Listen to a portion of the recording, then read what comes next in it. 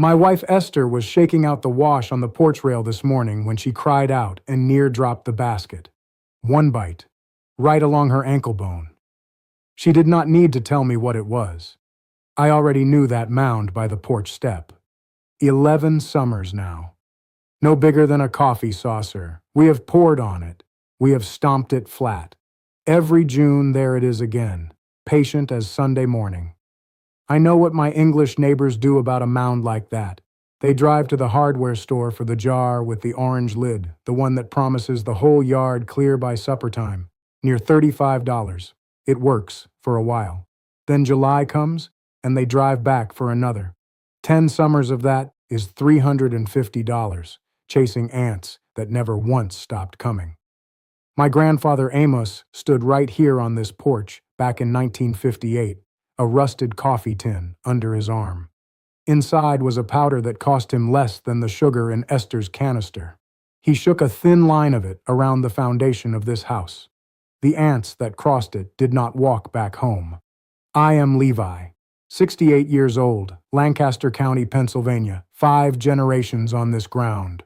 What I am going to give you today is the same 3-step way my grandfather taught my father, and my father taught me, standing right where Esther stood this morning with a welt rising on her ankle. 3 steps. That is all it has ever taken. A powder that guards the border of your yard so the scouts never make it past the grass line. A syrup mixed in an old mason jar that reaches the colony already slipped through. The queen herself, down where no boot heel can find her. And a 3rd step, the one most folks skip because it asks for patience, that changes the ground itself, so the ants have little reason left to come at all. Sit with me through the whole of this telling. Take only the 1st step and set the other 2 aside, and you will be standing at that hardware store again by next July.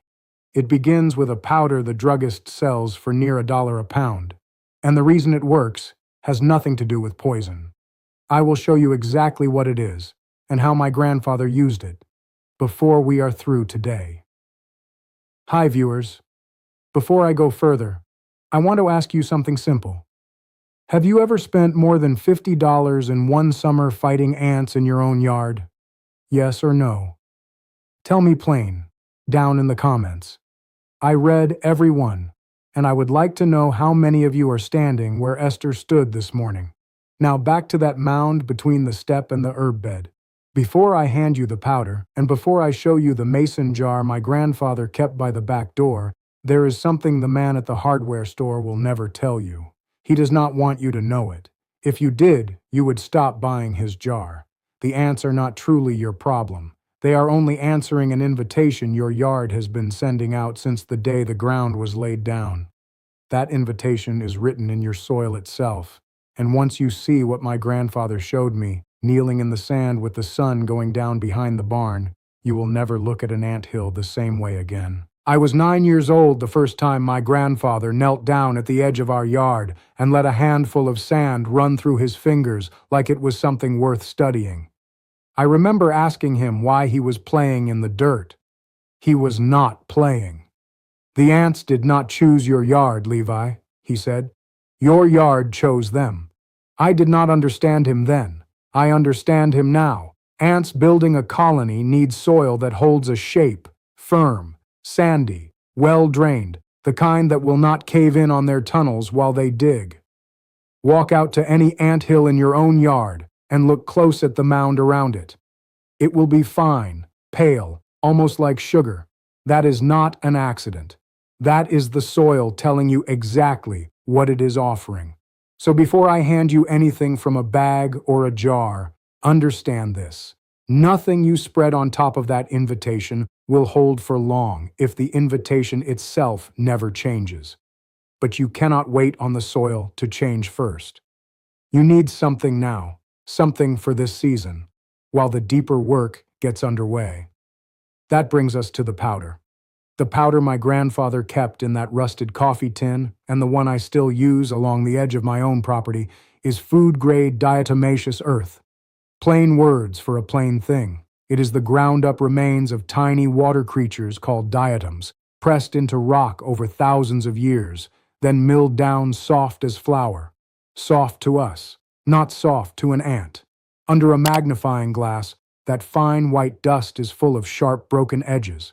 When an ant crosses it, those edges wear through the waxy coating on her shell, the coating that holds moisture in.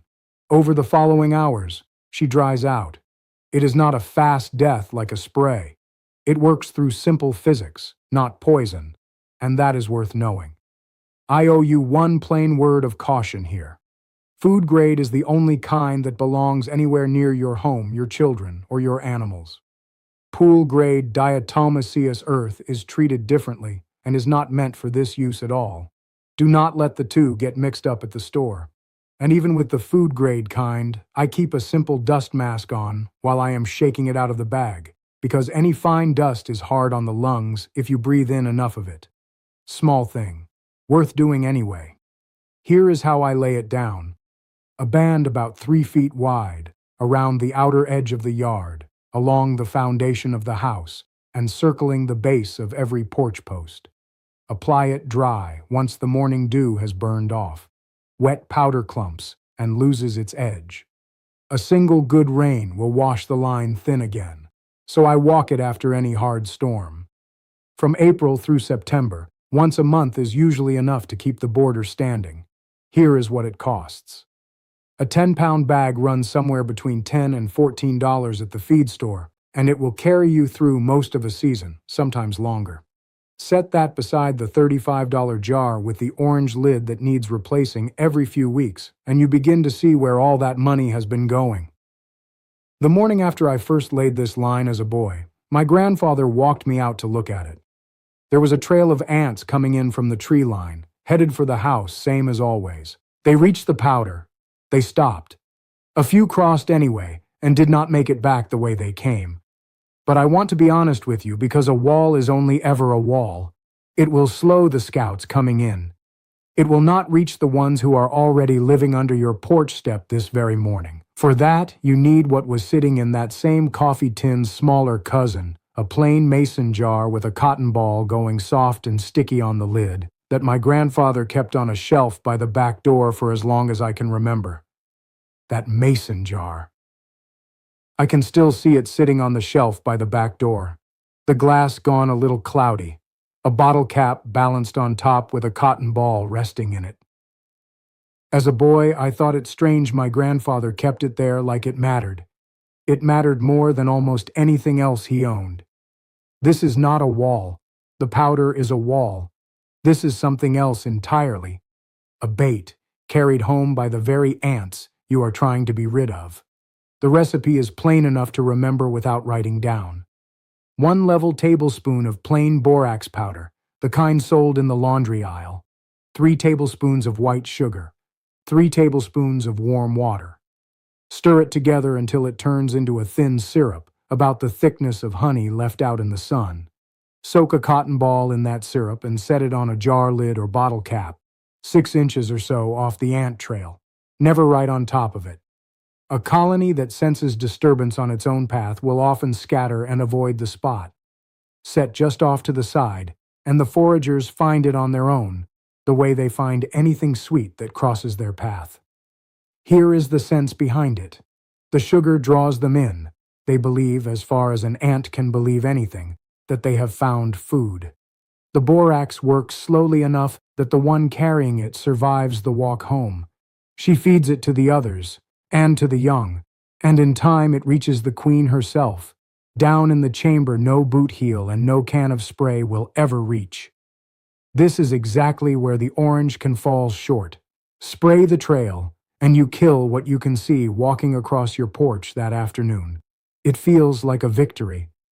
But the queen is untouched, safe below ground, and she can lay several hundred eggs before the sun goes down that same day. That is why the English are back at the hardware store next month. They keep treating the messenger and leaving the sender alone. Patience is the whole of this step. Once the bait is set, leave it be. Let the ants work for you. By the 3rd day, you will usually see fewer of them. By the 5th, most mounds go quiet. No fresh dirt pushed up, no trail worn into the grass. Now, I owe you the honest word on this one. because I have seen it work beautifully in some corners of my yard and slower in others. Not every colony feeds the same way in every season. Some months they want sugar. Come the heat of summer, they may be hunting protein instead, and a sugar bait alone can sit there untouched. If 5 days pass and the mound is still active, try a small dab of peanut butter nearby instead and see which one they carry off. That will tell you what they are hungry for. A word of care as well. Borax is a household product, not a toy, and it belongs in a container with a lid, kept well away from where small children or pets could get into it. The amount in each bait is small, but treat it with the same respect you would give anything under your sink. As for what this costs, a box of borax runs $3 or $4 and outlasts several summers of baiting. A cup of sugar you already have. This whole step, start to finish, costs less than a single trip through a drive-through window. The bright orange jar uses much the same chemistry underneath its label. They have simply dressed it up and priced it high enough that most folks never think to ask what is actually inside. But hear me plain, because I promised you honesty from the start. The powder guards your border.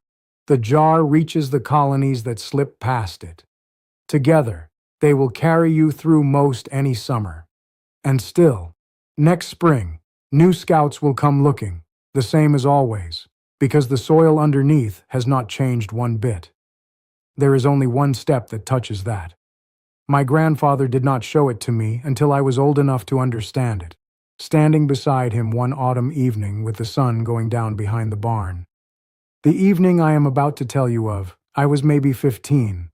The corn was in, the light going gold behind the barn, and my grandfather walked me out to the fence line. "Look there," he said, pointing into our neighbor's cornfield. Mounds, 6 of them, without me moving my feet, each that same pale sugar sand color, spaced every 50 steps down the row. Then he turned me by the shoulder toward his own garden. "Now look here, not one mound, not one, in a garden twice the size. The soil, Levi," he said. "Feed the soil, and the ants will feed elsewhere." That is the third step, the one most folks skip, because it does not come in a bag you carry home the same afternoon. It takes time, but it is the only step that closes the door instead of guarding it.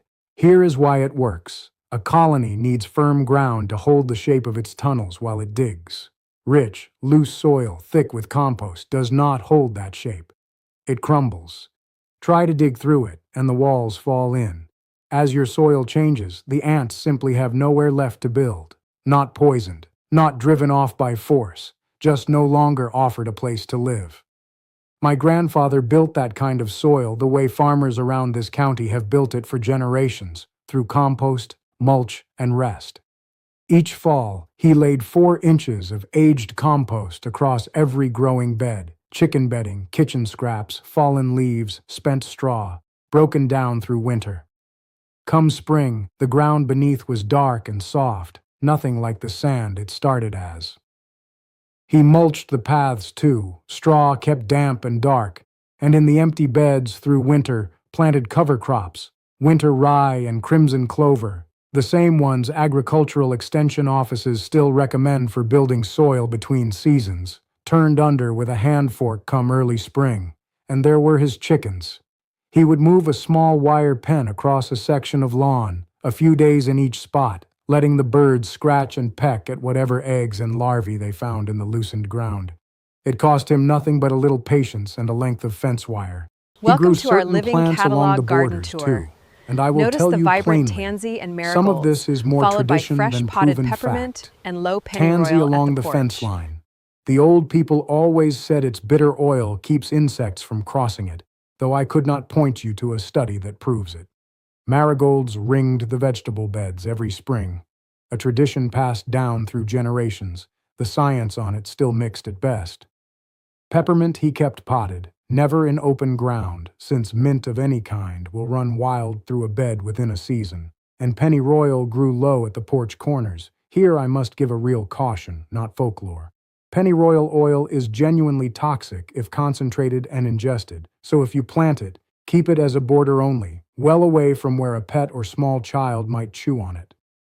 As the compost builds year over year, earthworms move in and multiply, turning and aerating the ground as they go. This part is not folklore. It is well documented in soil science.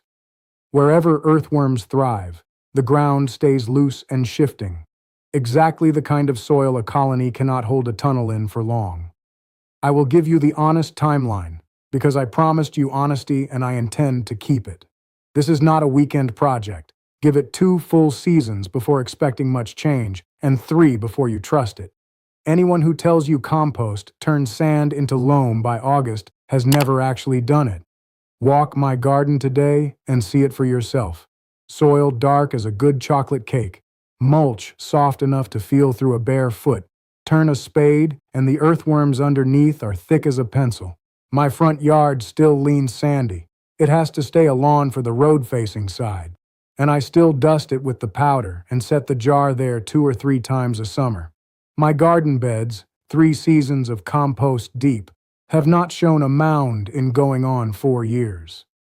And the pathways, layered thick with straw over a weed barrier, the ants will not tunnel through wet, shifting matter to reach the sand below.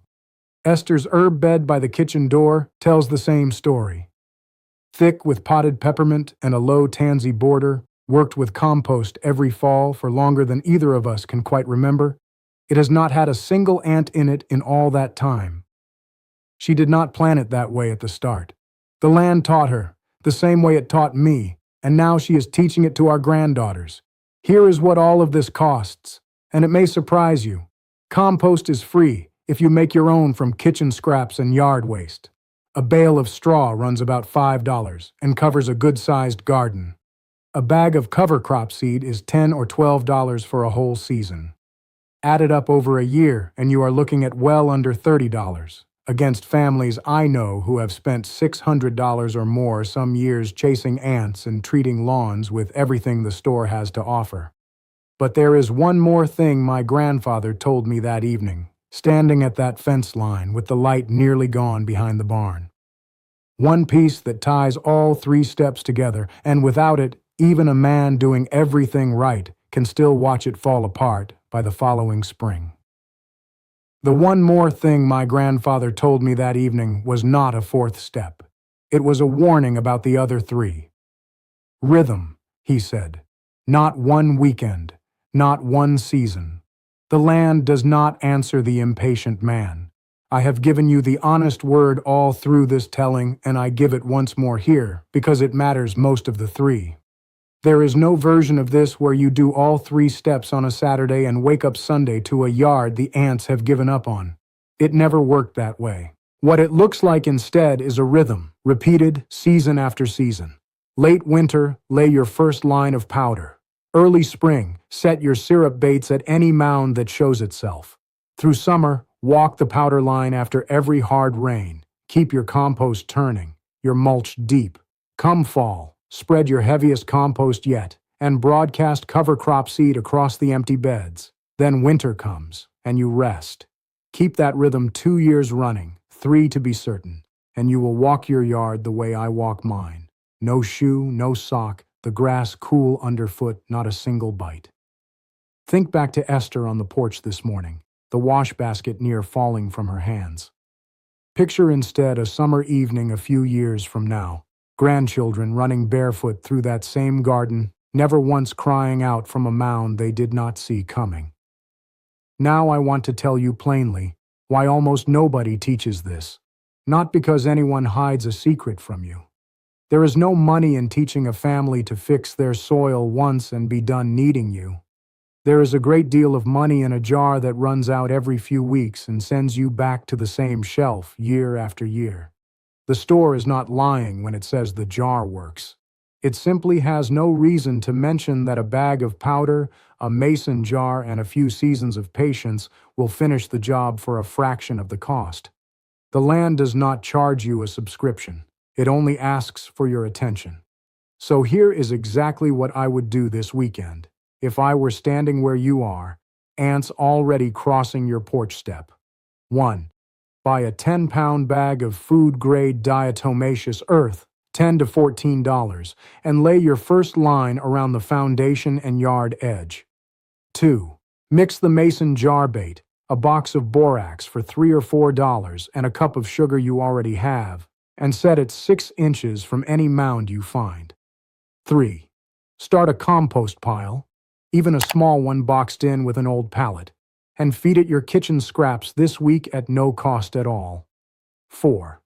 If a garden path has been bothering you, lay down a $5 bale of straw before the season gets ahead of you.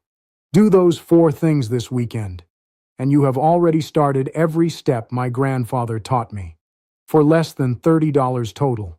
Now tell me, down in the comments, where do you live, and what has your yard been doing to you this summer? I read every single one, and I would like to know how many of you are fighting the same battle Esther and I have fought on this porch for 11 years running. Next week, I will show you the paper sack Esther hangs by the porch light every May, a trick her mother taught her to keep the wasps from ever building a nest there. It costs nothing but a lunch sack and a length of string, and I will tell you honestly what the agricultural men say about whether it actually works, and why we hang it anyway, every single spring. The people who worked this ground before machines and money knew things we are only now circling back around to learn. My grandfather never held a diploma in his life. He had patience, and dirt under his fingernails, and eyes that noticed what the rest of us walk right past. That was enough for him. I expect it will be enough for you too.